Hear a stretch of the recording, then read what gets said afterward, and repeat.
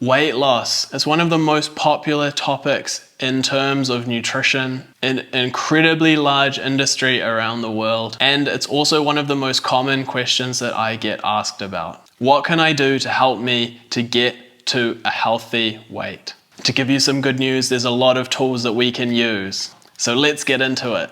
So first I just want to talk about if you are struggling to lose weight, or you are living with more weight than you might like to be, I'd just like to normalize this. Holding on to body fat is a completely normal response to our environment.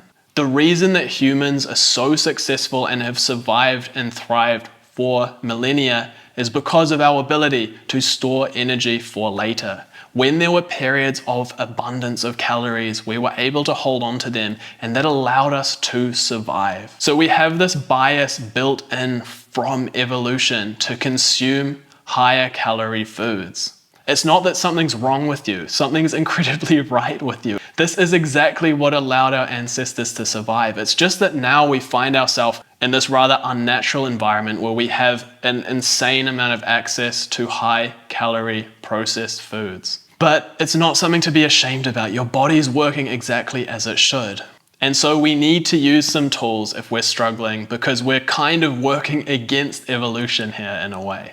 So let's get into the key tips for weight loss. Step number one is including enough protein in our diet. And this is because protein is the most satiating macronutrient. So we have carbs, fats, and protein. These are the three macronutrients. Protein is the one that's going to help us feel more full for longer. And if we're not eating enough protein, we might be getting hungrier and eating more than we maybe need to.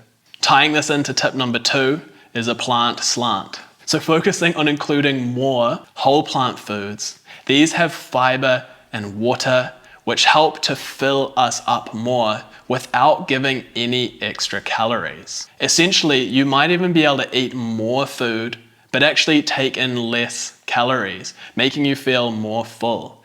And relating back to the first tip, if we're including plant-based sources of protein like tofu, lentils, beans, chickpeas, all of these things are great source of protein and other nutrients, but also fiber that's going to help fill us up. This really is a weight loss hack if you're struggling with feeling hungry when you're eating less food. Tip number three is related to this as well, which is rather than feeling like we're restricting ourselves and saying, oh, we can't eat our favorite food, like ice cream, whatever it is. Rather than restricting, we're focusing on including more whole, unprocessed, nutrient-dense food in our diet. We're shifting that mindset away from feeling restrictive to that feeling of abundance, where we can eat these good foods as we need to. And it doesn't mean that you can never have your favorite treats again as well. Within a balanced diet and maybe working with a nutritionist or a dietitian who can help you create a plan for losing weight, you can absolutely still enjoy some of your favorite foods. Tip number four is to just be aware of added fats and oils. 1 tablespoon of oil is about 120 calories. So if we're going out to eat or we're making salad dressings and things like this with a lot of oil, it can actually be really easy to add more calories than we might like to. So it's just something to be aware of.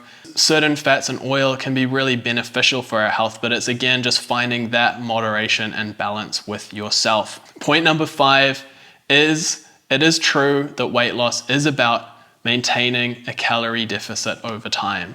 But whether we should track this or not will be up to you. And again, this is where it can be really helpful to work with someone who can help you find what works for you, because some people love to track everything. They know this is a certain amount of calories, and they know, oh, if I just eat a little bit less, I'm going to be on my way to weight loss. But for some other people, tracking and obsessing over all of these things can maybe exacerbate unhealthy tendencies, restriction, especially if we have a history of disordered eating. So it is really important when approaching this to be mindful of that. And also, again, I stress the importance of working with someone who can help you, because you don't have to do it alone. I personally have found, in terms of finding the right amount of food to eat, it can be helpful maybe to track for a week maybe, and then we get an idea of how many calories are in the certain foods that we're eating, and we can kind of adjust from there. And after that, we can do it a little bit more intuitively. At least that's the way that I like to do it. Tip number 6, making sure we're nourishing our body adequately even if we are losing weight. If we have been coming from eating quite a lot of ultra processed foods, we might not have been getting all of the nutrition that we need in our diet. So this relates back to those earlier points, focusing on these nutrient dense whole foods, especially plants, fruits, vegetables, nuts, seeds, legumes, whole grains. They're giving us the nutrients that we need to thrive and that our bodies need to be healthy, while also being naturally lower in calories, making it easier to stick to weight loss and feel full.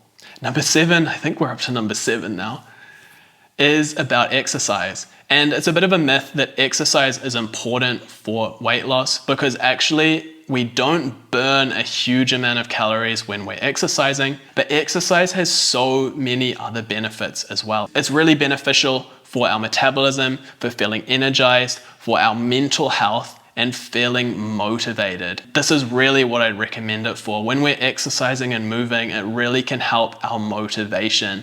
And we need good motivation when it comes to losing weight, because it is not easy and it does take time. And so getting into our next tip, which would be number 8, is cultivating some self-love and self-compassion. Go easy on yourself. Know that what you're doing is getting you towards your goals. And this also comes into finding our values. I'm going to put a link to a free resource in the description. This is a worksheet for getting in touch with your values. And this is really important, because when we know what our values are, which might be to lose weight, to feel healthier, more energized, whatever it is, it can help us in those moments where maybe we are wanting to go down that old path and do something that's maybe not going to help us on our goals. We're going to move in this more positive direction because we can see our goals out in front of us. And so being kind, going easy on yourself, and remembering your values, remembering your why is really important. I hope this has helped you to have some more tools when it comes to your weight loss journey. And if you've enjoyed this video and you want to learn about another incredibly important aspect of your health that may also help you when it comes to weight loss, check out this video here, which is all about some proven strategies to help you to improve your sleep. Hope you enjoyed the video. See you in the next one. Until then, stay healthy, my friends.